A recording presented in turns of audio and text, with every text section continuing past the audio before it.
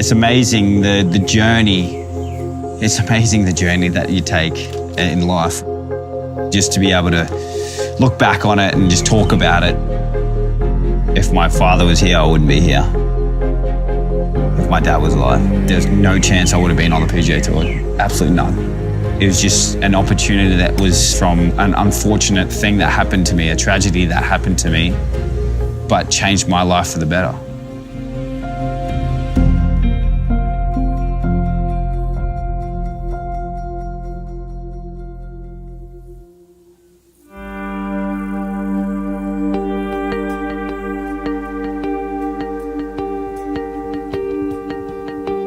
Beaudesert, Queensland, Australia. At the time when I was born, I think the population was about 3,000 people. I grew up on a farm. We raised cattle and we sheared sheep. So we were very poor.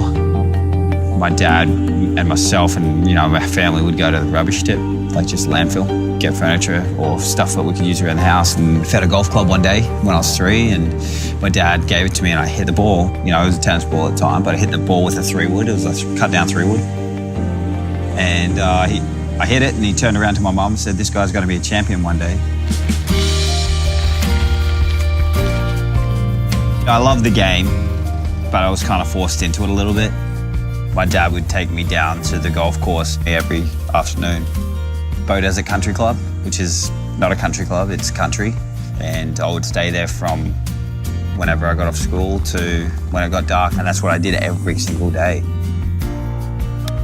As a kid, I started out and I'm like, yeah, this is great. I'm playing golf and enjoying it. But then once I started winning bigger tournaments, that helped a lot.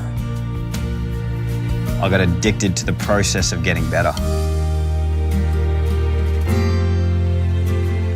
In 2000, Jason's father gets sick and everything changed.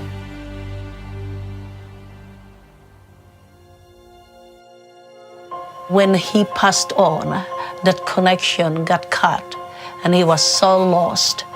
That's when he started drinking. He went out of the rails. And it was hard for me to see him wasting his talent. And he couldn't care. I walked in there and my dad was like, he wasn't alive. He was just laying there, still nothing, wasn't breathing anything. And I just remember sitting there watching him. And I couldn't say a word. What do you say, when you're 12 years old and you lose your dad? So it's too hard.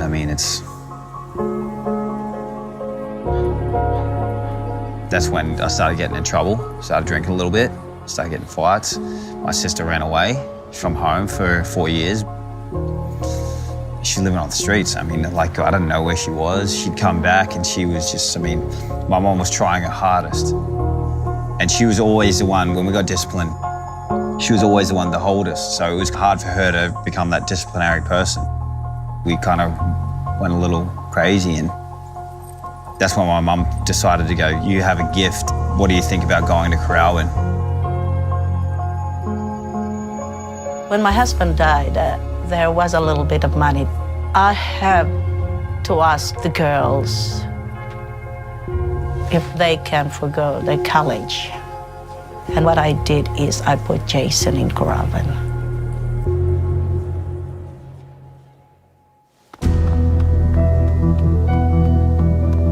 I'm amazed that Jason survived the system.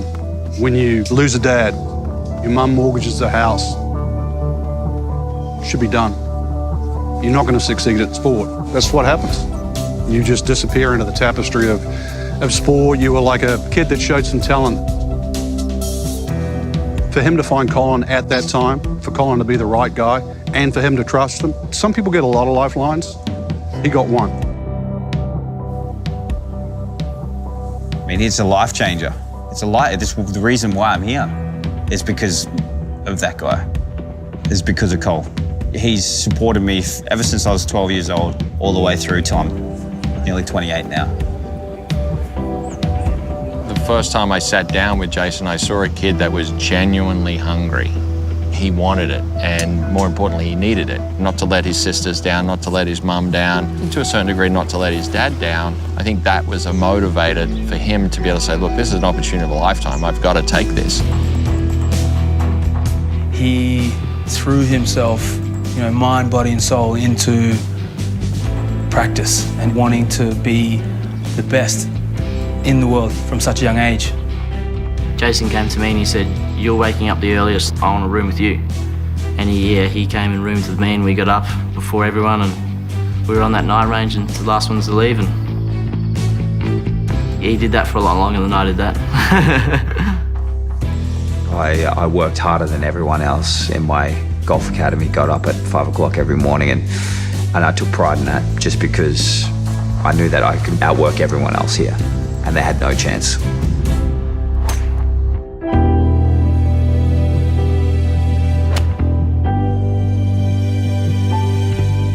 Every time in my head, I would play this little visual. I'd walk onto the green and everyone would be going, "Oh, Jason's here, who's playing for second place?" And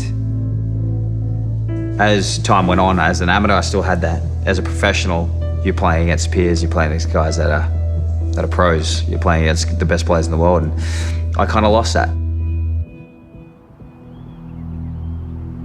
I think he really struggled to feel that he'd earned the right to win early, where I thought he was good enough to compete. He kind of gave up at tournaments, and he'd get a bad attitude, and he'd throw clubs, and you'd hear him cussing on the golf course, and then I don't know, from those next couple years were just a huge learning experience for him, I think, because he was used to winning all the time, and then came out and it was hard.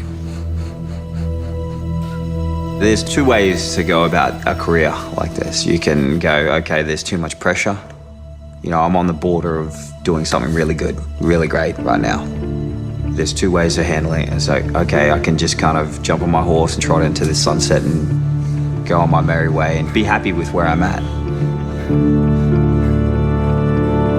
And then there's the other way where you get up off your butt and you walk towards the fear, whether that's being number one in the world, whether that's going places and you getting recognized everywhere you go.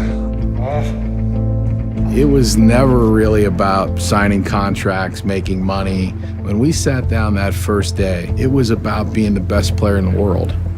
And that was his goal. I think Jason sets the bar high. He and Cole game plan to be the best. In the zone, and he's unreachable, untouchable, unreal. He has worked harder than I have ever seen him. I mean, he's committed more in every part of his life. He deserves everything that he's getting, so it's really cool to see everything pay off that he's worked hard for. Sometimes I look back and say that it was a predetermined fight for Jason because he made it happen. He was so determined even when he was young. It doesn't matter whether you haven't got anything. If you have your dream and you learn to overcome all the hurdles, you can reach it. Without golf, I wouldn't have the people I have in my life. I wouldn't have Colin, I wouldn't have Bud, I wouldn't have Ellie, I wouldn't have my son Dash. I get another one on the way. I wouldn't meet these people. And I owe it to not only to golf, but to them as well, to work as hard as I can. People ask me all the time, like, what are you most proud of with Jace? And I say, he's a great dad, he's a great husband to Ellie, and it's those things that I'm most proud of. 12 years ago, he could have run off with his mates and got drunk every night. He could have easily taken that track. There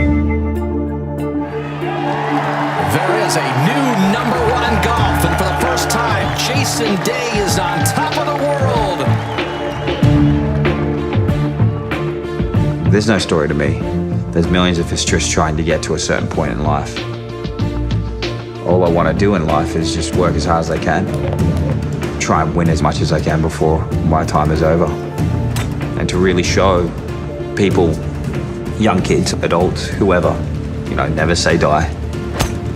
My dad used to always say, never say die.